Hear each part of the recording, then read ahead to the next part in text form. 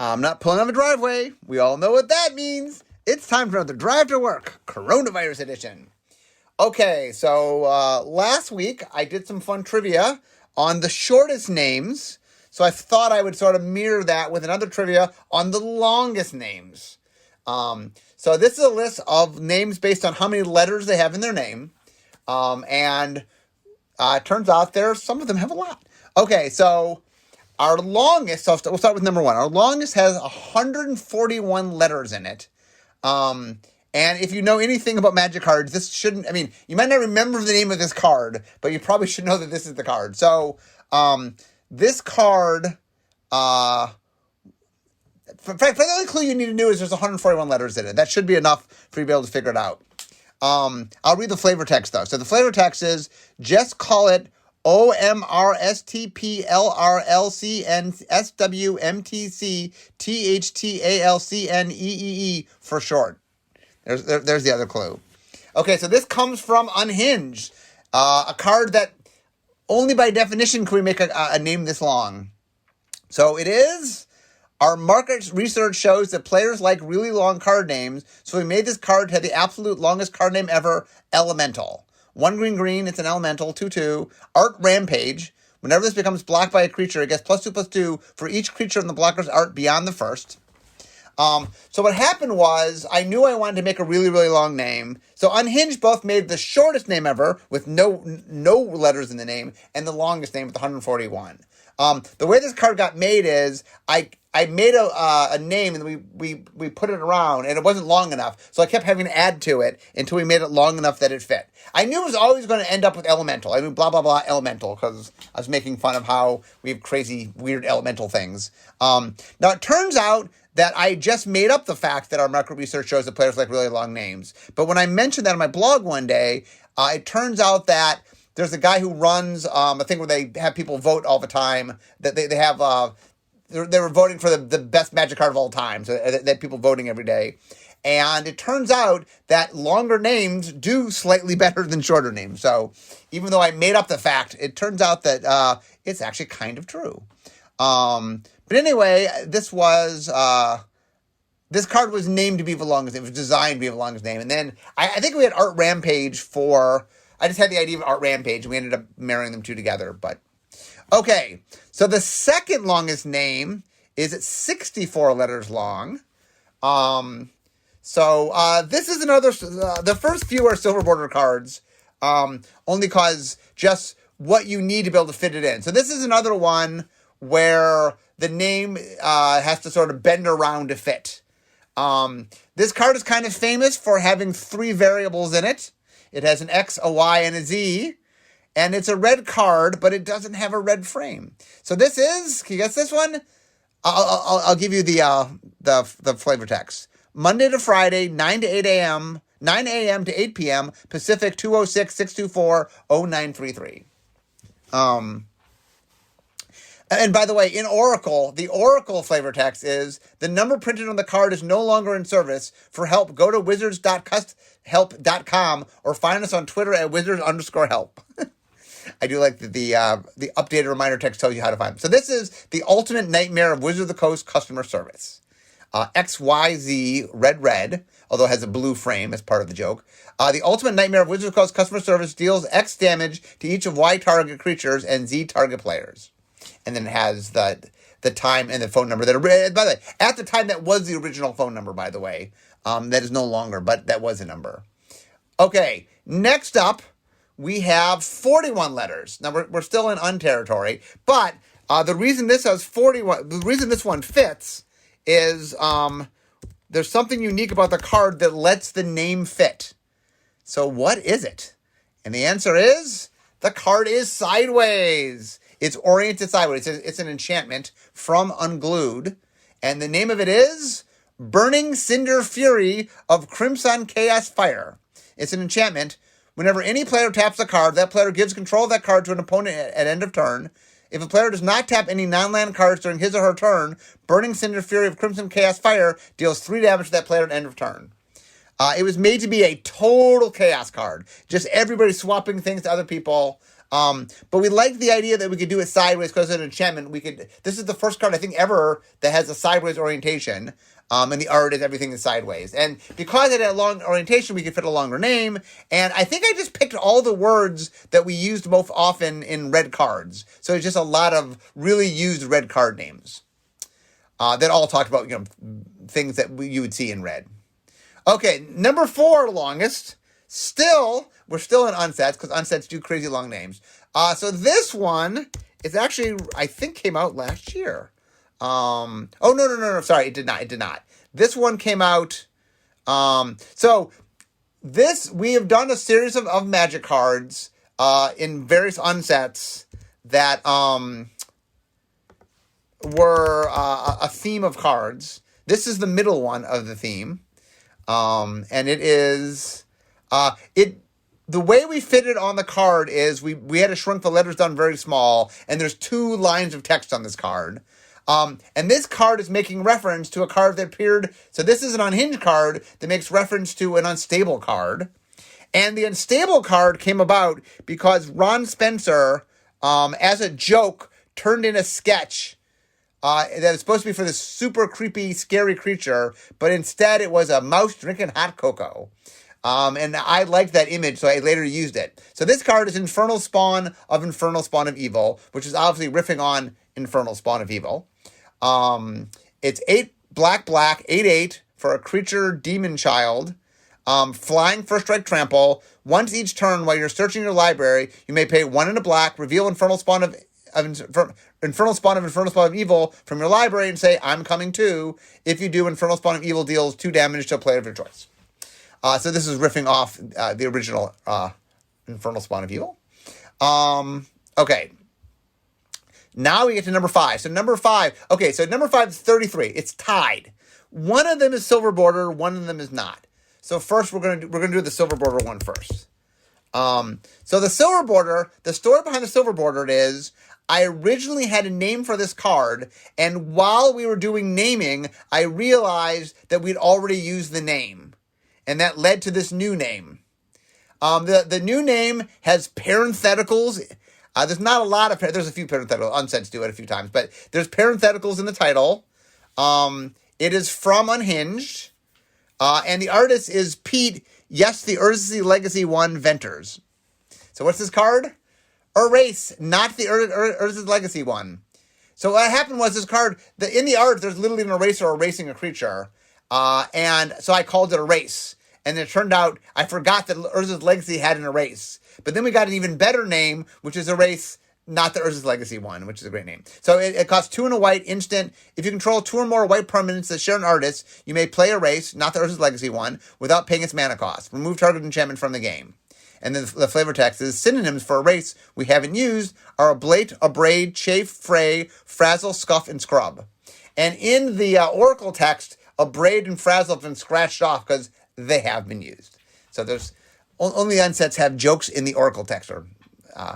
Okay, now we're going to get to we're through. I mean, there's a few silver border ones coming, but now we're into a black border card. Okay, so this is the longest 33 letters, the longest name of a non-silver border card. This card first showed up in Champions of Kamigawa. It is a legendary land. And the flavor text is, if a land can be said to have a heart, I'm not saying what the name is the Heart of Kamigawa. It also is the only card, I believe, that references a certain relative. I believe it's the only one that references the relative. Okay, so what is the card? It is Okina, Temple to the Grandfathers. Legendary land. Tap, add green to your mana pool. Green and tap. Target legendary creature gets +1/+1 till end of turn. Okay, so now we get to the 31s. And there are 1, 2, 3, 4, 5, 6, 7, 8. But a few of these are quirky in a couple different ways. Okay, so the first one we're going to do is a scheme. So schemes are from Arch Enemy. And And this is what the archenemy plays when you. So archenemy, for those that don't know, multiple people play against one person. The one person has a special deck of schemes that allows him to do more powerful things. And we name these schemes. There's a lot of fun supervillain sort of flavor to these. So this scheme, when you set the scheme in motion, destroy all non-land permanents target opponent controls. And the flavor text is, I'd call that a successful first test column. Rearm the Doom Citadel. Okay, so what is this card? It is Behold the Power of Destruction at 31 characters. Okay, next. Okay, so this is... Okay, we're going to do the first one. Okay, so the longest, of this list in front of me, the one that is, I believe, the oldest one, goes all the way back to 1994. And it first showed up in Antiquities. So this is from Antiquities. I think this is the earliest name on this list. Goes back to Antiquities. And it was kind of following up a cycle that showed up in Alpha. And this was... one of the things that Antiquities did is there were some cycles of which there were 5 of them, and Antiquities made a 6th one. So this is an enchantment. Have you guys got this one yet? It costs, as a mana value of 2, and the flavor text is, Memnarch shall rage against us, we shall endure. Although that's not the original one. Antiquities did not have flavor. The original Antiquities did not have flavor text. That is a later piece. So it got... This has been reprinted a couple times. It was in 5th edition. It was in 5th Dawn. It was in 4th and 5th edition and 5th Dawn. What is this card? It is Circle of Protection Artifacts. 1 and a white enchantment. 2, the next time an artifact source of your choice would deal damage to you this turn, prevent that damage. Obviously, the first 4 Circle Protections were in Alpha. The 5th one, Circle Protection Black. So white, blue, red, and green were in Alpha. We accidentally left off black. That showed up in Beta. But then this showed up in Antiquities. Okay, so what is the next oldest? I believe the next oldest shows up just a set later. In Legends. And it's actually a pretty powerful card. This card shows up in formats that you're able to play cards from Legends in. It is a legendary land, and the art was done by Nicola Leonard. Does anyone know what this is? It is the Tabernacle at Pendrell Vale. Legendary land, all creatures have, quote, at the beginning of your upkeep, destroy this creature unless you pay 1 mana. So it gives an upkeep cost to all creatures. And it is I know, played in older formats. Okay, next up is a character from where does she show up? Hold on a second. She shows up. She is part of the Kaladesh story. So this is a character in Kaladesh. So she shows up in the set Kaladesh. She's in set Kaladesh. She is a legendary creature. She has a relationship with Chandra, who's from that world. So her flavor text is, inspiration is reciprocal. We all have a responsibility to each other to create. Legendary creature, human artificer. She is green, and her name is Ovaya Pashiri, Sage Lifecrafter. So her ability is she costs 1 green mana for a 1/2, 2 green and tap, create a 1/1 colorless servo artifact creature token, 4 green and tap, create an XX colorless construct artifact creature token, where X is the number of creatures you control. So that's kind of cool. Okay. So next up, okay, so this card shows up in the original Ravnica City of Guilds, another land. Apparently lands have long names. And this was tied to one of the guilds, which makes sense since it's Ravnica. So if the flavor text says the name of this land, the stalwart shield, the towering sentinel, the seat of justice is the flavor text. So it taps to add colorless. for 2, and then 2 different colored mana that associates with this land. Target creature gains double strike until end of turn. So what is it? Okay, you guess it's the Boros. It is Sunhome, Fortress of the Legion, which is the land associated with the Boros. Okay, next. Next is another scheme. So this scheme says, when you set the scheme in motion, each opponent sacrifices a creature, then each opponent who didn't sacrifice a creature discards 2 cards. But nothing will end your regret, is the flavor text. So the card is, only blood ends your nightmares. So if you've never played Arch Enemy, by the way, Arch Enemy is very fun. It is... So Arch Enemy, by the way, was based loosely on an idea that Bill Rose had come with called Power Lunch. And the premise of Power Lunch was all of the powerful cards from Alpha, all the Power 9 were in it, but were average cards. And Social Recall was in the set, but an average card was the joke of Power Lunch. Okay, so next is a card that references a card I already talked about previously in this podcast. It is a 9/9 creature. Oh, and its flavor text is see evil, hear evil, speak evil. It's got a mana value of 11. It's a black card. Costs 10 and a black. What is this card? The card is Infernus Spawnington III Esquire. Creature, beast, demon, grandchild. Flying, first strike, trample, haste. The spell costs 3 less to cast for each card you reveal this turn. When Infernus Spawnington III Esquire enters the battlefield, you may say, I'm here. If you do, it deals 3 damage to target player. So this is the third. So there's Infernal Spawn of Evil, Infernal Spawn of Evil, and then Infernus Spawnington III Esquire. So we could not call it Infernal Spawn of Evil because we didn't have the ability to mess with the frame, and it didn't fit. So we ended up, Ari Nee came up with this name, which was a very clever way to be the third in the series. So I thought that was pretty cool. Okay, next up. Okay, so the next up, this is the last of our cards with 33 letters in its name. What can I say about this? So this card is silver bordered, but did not appear in any unsets. See if that gives you a clue. This showed up. Interesting. Okay. This is a Heroes of the Realm card. So I'm not sure how much we're supposed to count this or not. It does show up. It showed up in the database. So Heroes of the Realm, for those who do not know, is every year several awards are given out called the Heroes of the Realm to usually 3 different sections of the company for various things they did.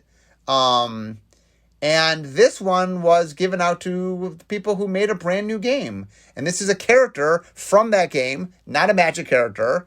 But the Heroes of the Realm, when you win the Heroes of the Realm, you get to make a Magic card. And then we printed it. It doesn't have a normal back. It has a Heroes of the Realm back. And then the people who won it get copies of the card. And that's the only place the card is put out. It's not technically a Magic card, and it doesn't have a Magic back, but the front is a Magic card. So anyway, this was for making Transformers. So do you happen? I don't know if you guys know your Heroes of the Realm card. So this was Optimus Prime, Inspiring Leader, 3 red white, Autobot character, bot mode.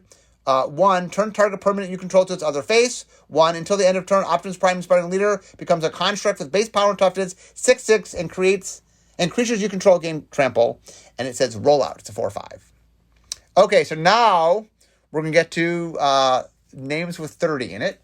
So there's 1, 2, 3, 4, 5, 6, 7, 8, 9, 10, 11, 12 cards with 30 in it. Okay, so we're going to start with a Planeswalker. Okay, so this Planeswalker is a character that's shown up a bunch of times. Okay, so the card in question is from War of the Spark. Okay, that does not help you, but it is the longest named Planeswalker from War of the Spark, and here's a big clue. It was associated with War of the Spark, but you couldn't get it inside a box, inside a booster pack of War of the Spark. What is it? It was the promotional giveaway for if you buy a box, the buy box promo. It's Tezzeret, Master of the Bridge. So 4 blue-black, legendary Planeswalker Tezzeret. Creatures and Planeswalker spells you cast have affinity for artifacts. They cost 1 less to cast for each artifact you control.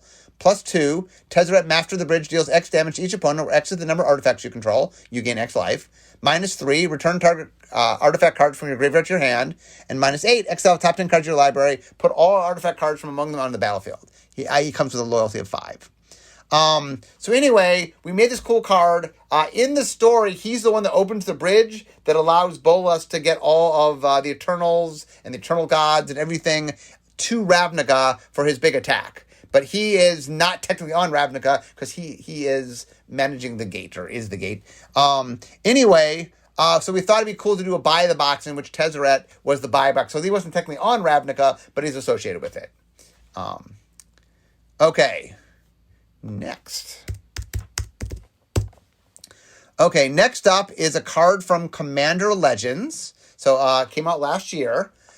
This character is a legendary creature, Core Scout. So that kind of tells you it's a white card. It's a 2/2. Converted mana cost, mana value of 3. It has partner, as many of the legendaries do, or almost all the legendaries do. What is this card? So it is Arden, Intrepid Archaeologist. So 2 and a white, legendary creature, Core Scout, 2/2. At the beginning of combat in your turn, you may attach any number of auras and equipment you control to target permanent or player, and it's got partner. You can have 2 commanders that both have partner. And the flavor text is, with the right tools, even the sky is within reach. Okay, next card. Okay, so this is another land. Apparently, lots of legendary land. So this is another Champions of Kamigawa legendary land. It is in the same cycle of the one we talked about earlier. But this one is the blue one. So its students graduate the school and enter history. So what is it? It's Minimo School at Water's Edge. Legendary land, tap, add blue to your mana pool. Blue tap, untap target legendary permanent. So this whole cycle, by the way, they're legendary lands. They tap for 1 color, although they're not the subtype. And they, for that colored mana, tap that color and tap to do something to a legendary permanent, or legendary, sometimes legendary creature. Okay, next. Okay, so this card is a double face card. It is a double face card. But it's not 1 double face card. It is 2 double face cards. Dun dun dun. What does that mean? This card doesn't have a mana cost. And it is a legendary creature, Eldrazi Ooze. Do you have it yet? I give a lot of clues here. It's a 7/4, trample and haste. What is it? It is Hanweir the Writhing Township. A legendary creature, Eldrazi Ooze, trample haste. Whenever Hanweir the Writhing Township attacks, create 2 3/2 colorless Eldrazi horror creature tokens that are tapped and attacking. So Hanweir Garrison and Hanweir Battlements are 2 cards that if you get them out and you get them both out, they transform to make Hanweir the Writhing Township. Which is one of the reasons we can afford to get that long name on it, is it doesn't have a mana cost. Although it does have the symbol, double face cards have a symbol, upper left-hand corner. Okay, next up is another legendary creature. This one is from Time Spiral. He had been referenced in the past, and we finally decided to make a card for him. So he's a legendary creature, Goblin Advisor, and his flavor text is, everybody but me, charge! So he's a 3/2.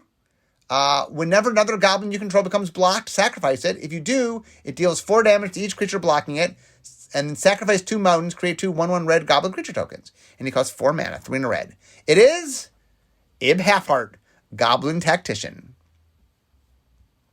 Okay, so next, this is another scheme. Hold on. This is another scheme. What can I say about this scheme? Okay, I'll tell you what the scheme does. When you set the scheme in motion, draw 2 cards. Artifact spells you cast this turn cost 2 less to cast. The flavor text is Credence build machines, I construct destiny. And the card is The Pieces Are Coming Together.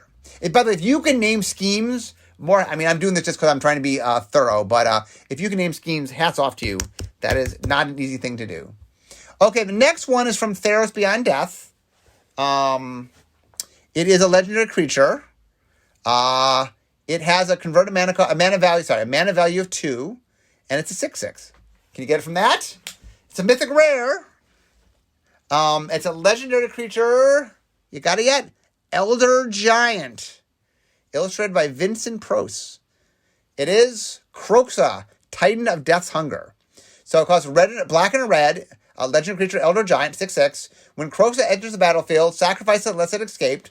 When Kroxa enters the battlefield or attacks, each opponent discards a card. Then each opponent who didn't discard a card, each opponent who didn't discard a non-land card this way loses 3 life. And then escape, black, red, exile 5 other cards from your graveyard. You may cast this card from your graveyard for its escape cost. Okay.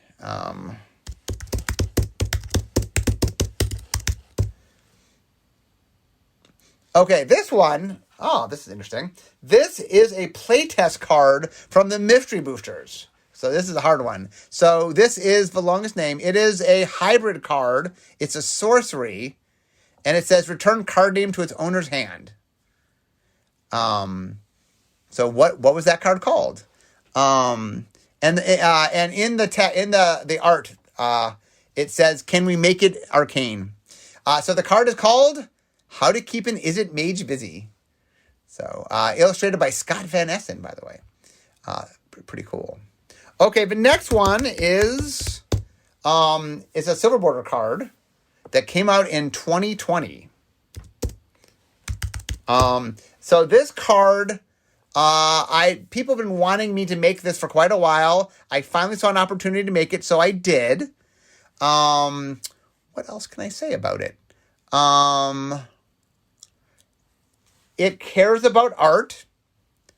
It has two activation costs, one in black and one in green, although the card is black. But the reason it has a green activation cost is for its color identity, because we wanted to care about 2 colors. Mana value 4, 3/3, legendary creature, squirrel. It is A. Cornelia, Fashionable Filter.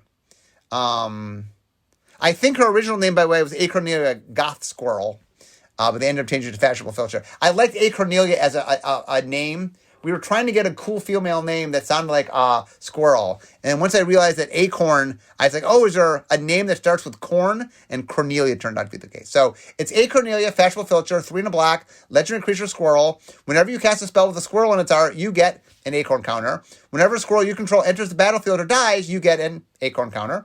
2 black, pay X and an Acorn, pay X Acorn counters. Target creature gets -X -X till end of turn. Green, pay X or Acorn counters. Target creature gets +X till end of turn.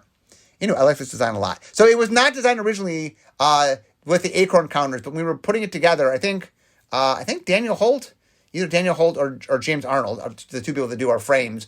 Or maybe, I'm not sure which of the 2 of them. One of our frames people came up with the idea of doing the icon, which actually was super cool. So I'm happy that we did. Okay, I'm almost done here. I'm almost to my desk. So let's see if it's done. I think I have 2 more cards left. Okay, so this next one, it's another scheme. Okay, I'll just read the scheme because these ones are hard. When you set the scheme in motion, after this main phase, there's an additional combat phase, followed by an additional main phase. Creatures you control gain vigilance until end of turn. And the flavor text is, are they dead yet? No? Then my previous order stands. So if you know, like I said, if you know your schemes, I'm very proud of you. So this is drench the soil in their blood. Okay. Oh, no, I'm sorry. We have two more. We have 2 more left. We haven't done yet. Okay, so we're almost done. So we're going to finish with the 30s, and then we'll call it a day. Okay, next. This is from Eldritch Moon. This is a sorcery. I'll read the flavor text. At Nahiri's call, Emrakul traversed the vast emptiness between the plains and arrived on Innistrad. It has the word Eldrazi in its reminder text. And it references some part of the IP of Magic that's been around, that has existed for quite a while. this might be the first card that actually ever references this thing on a Magic card, at least in the title, I believe. So the answer is Coax from the Blind Eternities. 2 and a blue, sorcery. You may reveal an Eldrazi card you own from outside the game, or choose a face-up Eldrazi card you own in exile, put the card into your hand. So this is, in the story, Nahiri pulls Emrakul from Zendikar to Innistrad. And so this is talking about that story point. Okay, finally, our final 30 character card title. Okay, so this is from Commander Legends. So obviously it has partner because the Legends have partner. Legendary creature, Human Artificer. I'll read the flavor text. She sees beyond technology to what it enables. Glacian, Power Stone Engineer. So this is she's a woman. What else can we say about her? She has something to do with artifacts.